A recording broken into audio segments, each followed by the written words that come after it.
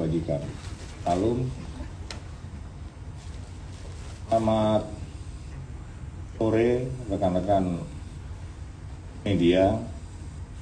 Pada hari ini kami akan menyampaikan update terkait yang pertama gangguan Kamtipmas tanggal 19 Mei 2022.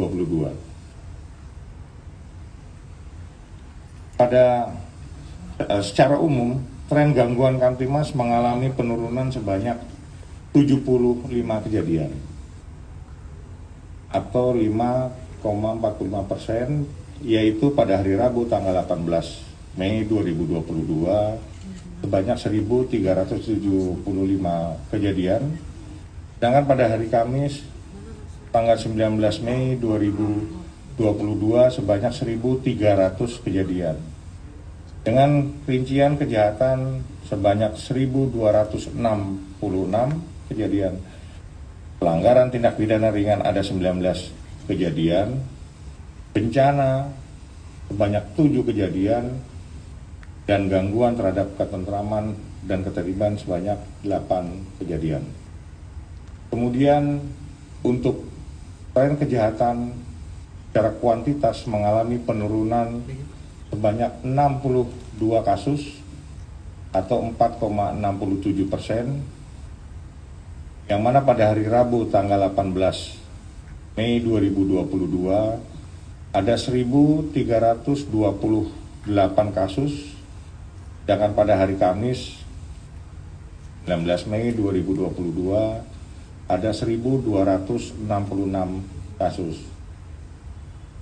Apabila dilihat dari data tren kejahatan yang menjadi catatan kepolisian, ada 5 kasus kejahatan yang tertinggi, antara lain yang pertama adalah kasus pencurian dengan pemberatan sebanyak 103 kasus, kemudian yang kedua narkotika sebanyak 56 kasus, kemudian yang ketiga ada curanmor roda 2 sebanyak 41 kasus, keempat pencurian dengan kekerasan atau curas sebanyak 6 kasus. Kemudian yang kelima adalah penganiayaan berat dan perkosaan masing-masing ada 5 kasus. Sedangkan untuk data laka lantas, jumlah kecelakaan yang terjadi sebanyak 1 kejadian, dengan rincian luka berat ada 2 orang, dan adapun kerugian materi sebanyak 3 juta rupiah. Kemudian kami sampaikan juga terkait minyak goreng, bahwa dalam rangka mewujudkan ketersediaan dan kelancaran distribusi dan harga minyak goreng curah sesuai dengan HET, Polri telah mengeluarkan surat telegram nomor ST 990 5 Romawi Res 2.1/2022 tanggal 20 Mei 2022 yang ditandatangani oleh Bapak Kabar Eskrim atas nama Bapak Kapolri dengan dasar yang pertama adalah Undang-Undang nomor 2 tahun 2002 tentang Polri, kemudian yang kedua Undang-Undang nomor 18 tahun 2012 tentang pangan, yang ketiga adalah Permendak nomor 11 tahun 2022 tentang penetapan harga eceran tertinggi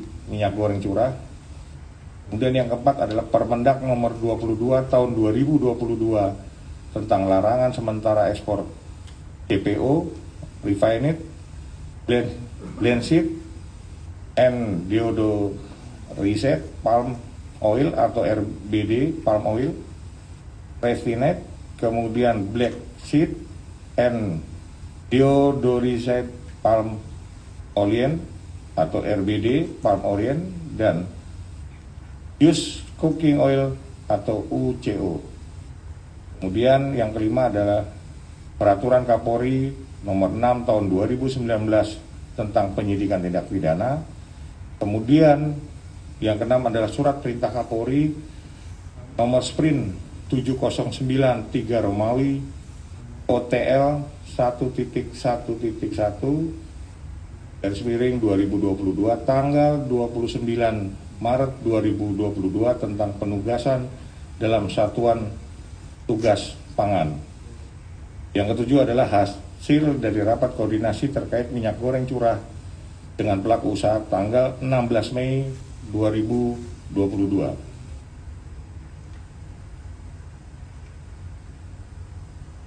Dalam TR ini, Bapak Kapolri memerintahkan kepada seluruh Polda jajaran untuk melakukan langkah-langkah sebagai berikut.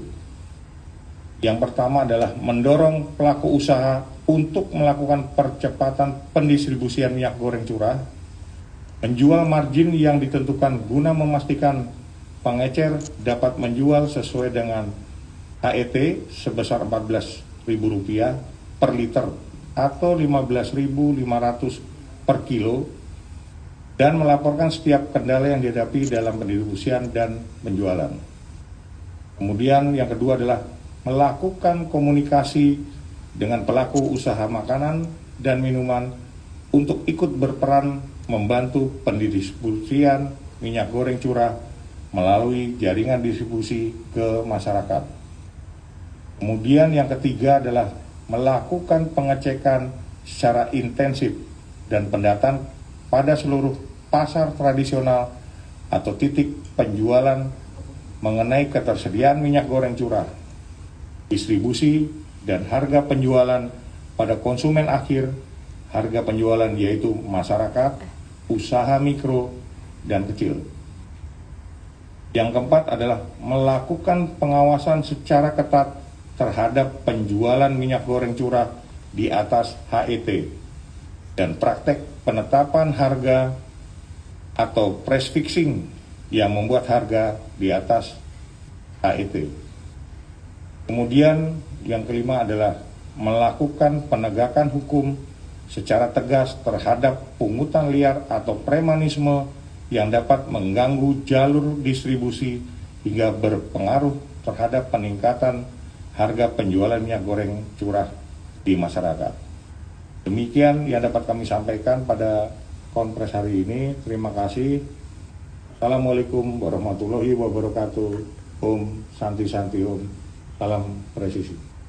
Pak, izin Pak, mau nanya terkait Irjen Napoleon Pak. Kan banyak yang mempertanyakan status dia saat ini masih sebagai polisi aktif dari aktivis-aktivis di luar Polri. Nah, mungkin pertanyaannya kenapa hingga saat ini Pak Irjen Napoleon ini masih belum disidang kode etik Pak terkait statusnya?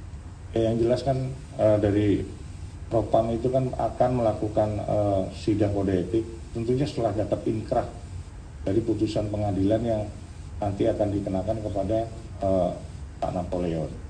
Kasus yang belum inkrah apa Pak? Bukannya yang soal... Jadi gini, pengadilan ini kan masih berjalan, pengadilan pidana kan, pengadilan pidana nanti setelah ada putusan itu nanti kode etik akan menyertai sidang kode etiknya.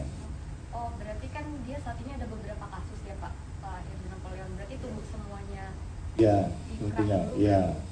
Setelah ada putusan dari pengadilan pidananya atau pengadilan negerinya, menyidangkan nanti. Kita melaksanakan itu diantaranya. Oke. Pak, izin saja Pak. Terkait Indra Kents Pak.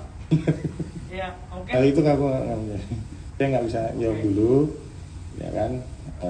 Yang jelas itu kan sudah prosesnya kan sudah jalan, banyak.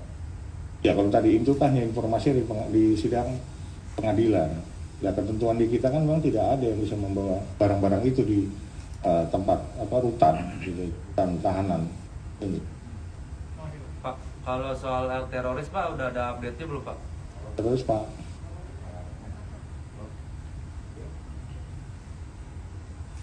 Lagi? Ya, ya. Oke, terima kasih. Pak.